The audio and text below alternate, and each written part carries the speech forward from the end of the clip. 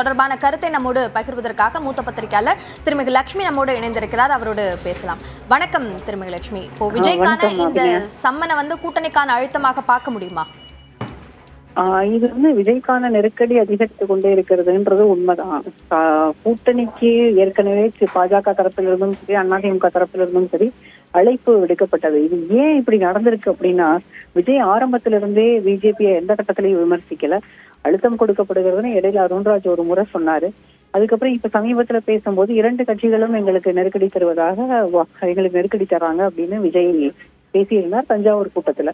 ஆனா அதை அதிமுகன்னு சொல்லல, திமுகன்னு சொல்லல, எதுவுமே சொல்லல, யாரையுமே குறிப்பிட்டு பேசல. விஜய் தரப்புல இருக்கக்கூடிய அவங்களுக்கு அவங்க எதுவுமே டிசைட் பண்ண முடியாம இருக்கிறதுனாலதான் இந்த அழுத்தங்களுக்கு அவங்களால பதில் சொல்ல முடியாம இருக்கு. ஆரம்பத்திலேயே ஜனநாயகம் விஷயத்திலயும் சரி, கரூர் விஷயத்திலயும் சரி, 2த்துலயுமே விஜய் தரப்பு எந்த முடிவுகளுமே எடுக்க தெரியாம அரசியல் ரீதியாக அது தங்களுக்கு எப்படி அதை பயனுள்ளதாக மாற்றிக்கொள்ள முடியும், இல்ல அரசியல் ரீதியாக சறுக்கலை ஏற்படுத்துமா அப்படின்னு முடிவெடுக்க தெரியாம இருந்ததுனால இது மாதிரியான ஒரு சிக்கல்ல இப்ப இருக்காங்கன்னு நினைக்கிறேன். ஆனால் இதுல பிஜேபியில இருந்து இருக்கக்கூடிய அழுத்தம் ரொம்ப அதிகம். ஆரம்பத்துல இருந்து பிஜேபி தரப்பும் சரி, அதிமுக தரப்பும் சரி விஜயை கூட்டணிக்கு வர சொல்லி நெருக்கடி கொடுத்தது உண்மைதான். இந்த முறை இன்னைக்கு கூட அவங்க தரப்புல இருந்து ஒரு சீனியர் லீடர் ஒருத்தர் எங்க கூட்டணிக்கு விஜய் வரணும், என்டிஏவில் தாவேகா இணையணும் அப்படின்னு சொல்லி கேட்டிருக்காரு.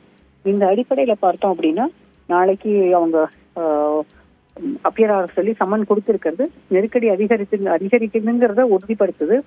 இன்னொரு பக்கம் விஜய் அவருடைய பொலிட்டிக்கலா அவரோட பார்ட்டிக்கான வேலைகளை செய்ய முடியாத ஒரு சூழலுக்கும் தள்ளப்பட்டிருக்கிறாரு. ஏன்னா அவர் இனி விருப்ப மனு கொடுத்த எல்லாருக்கிட்டையும் நேர்காணல் நடத்தணும், வேட்பாளர் நேர்காணல், அதுக்கு அடுத்து தொகுதிகளுக்கு பிரச்சாரத்துக்கு போகணும், வேட்பாளர் அறிவிக்கணும், இத்தனை எல்லாமே இருக்கு.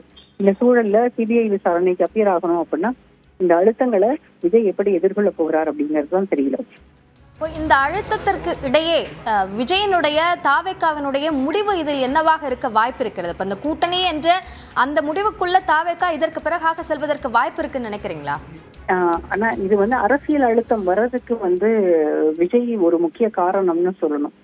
அன்னைக்கு கரூர் சம்பவத்துக்கு பிறகு இங்க எந்த விதமான நடவடிக்கையுமே இங்க அவர் மீது எடுக்கப்படவே இல்லை.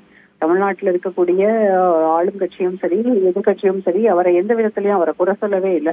ஆனால் இந்த டெல்லிக்கு வரைக்கும் போயிட்டு சுப்ரீம் கோர்ட்ல போய் ஒரு ரிட்டையர்ட் ஜட்ஜ் மானிட்டர் பண்ண எஸ்ஐடி வேணும்னு கேட்க போய் தான் அவங்க கண்ணால போய் சிபிஐ விசாரணையில அவங்களே சிக்கிக்கிட்டாங்கன்னு நினைக்கிறேன். இந்த அழுத்தம் கூட்டணிக்கு வர சொல்லி அவருக்கு பிரஷர் வரும் அப்படின்றது அவருக்கு ஆரம்பத்துல இருந்து தெரியாமல் இருந்ததா, இல்ல அவர் கூட இருக்கக்கூடியவங்க அட்வைஸ் பண்ணாம இருந்தாங்களான்னு தெரியல. ஆனால் இப்படிப்பட்ட அரசியல் ரீதியாக இது எந்த விதமான மாற்றங்களை உருவாக்கும் அப்படின்றது கூட தெரியாம ஒரு அரசியல் கட்சி தலைவர் இருக்கிறார் அப்படின்றது ரொம்ப வருத்தம் அளிக்கக்கூடிய ஒண்ணு. நன்றி திருமிகு லட்சுமி, கருத்து பகிர்வு.